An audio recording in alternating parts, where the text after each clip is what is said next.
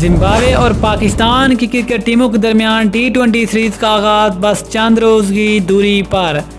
पाकिस्तान और जिम्बाब्वे के दरमियान पहला T20 मैच 21 अप्रैल को खेला जाएगा। खेले जाने वाले इस पहले T20 मैच में दोनों टीमों की प्रेडिक्शन प्लेइंग 11 क्या होगी।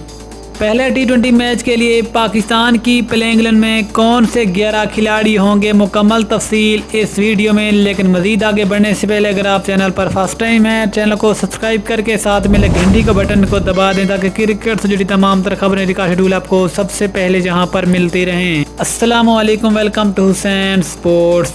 दोस्तों, आपको इस खबर की मुकम्मल तफसील बताएंगे, लेकिन सबसे पहले आपने कमेंट सेक्शन में ये बताना है कि पहले T20 मैच में शर्जील खान को पाकिस्तानी टीम का हिस्सा होना चाहिए या फिर फ़खर जमान को। इसके बाद आपको बताते चलें कि पाकिस्तान और जिम्बाब्वे क्रिकेट टीमों के दरमियान पहला T20 मैच 21 अप्रैल को खेला जाएगा, जो कि पाकिस्तानी टाइम के मुताबिक दोपहर 2 बजे शुरू होगा। लेकिन आज हम बात करने वाले हैं कि आखिरकार पहले T20 मैच में दोनों टीमों की प्रेडिक्शन प्लेइंग 11 क्या होगी।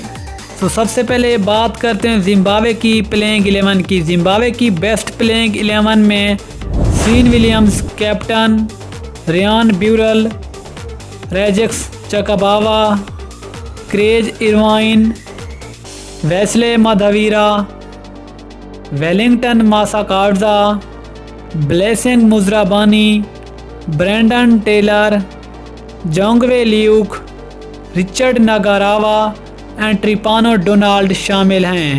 ये तो हो गई जिम्बाब्वे की बेस्ट प्लेइंग 11 जो पहले T20 मैच में पाकिस्तान का मुकाबला कर सकती है। इसके बाद बात करते हैं पाकिस्तान की बेस्ट प्लेइंग 11 की, जो यकीन पहले T20 मैच में जिम्बाब्वे का मुकाबला करेगी। पाकिस्तान की बेस्ट प्लेइंग 11 में मोहम्मद रिजवान, बाबर आजम कैप्टन, फ़खर जमान, सरफराज अहमद, मोहम्मद हफीज़, आसिफ अली को एक और मौका दिया जा सकता है, फ़हीम अशरफ, मोहम्मद नवाज़, हसन अली, हारिस रऊफ़ और नंबर 11 पे नाम आते अरशद इकबाल फास्ट बॉलर या फिर मोहम्मद वसीम। इनमें से किसी एक को पहले T20 मैच में डेब्यू कराया जाएगा, क्योंकि ज़राए के मुताबिक शाहीन शाह आफरीदी को मुकम्मल तौर पर जिम्बाब्वे सीरीज़ में रेस्ट दिया जाएगा। इंशाल्लाह मिलते हैं किसी अगली वीडियो में, तब तक के लिए अल्लाह हाफिज़। पाकिस्तान जिंदाबाद।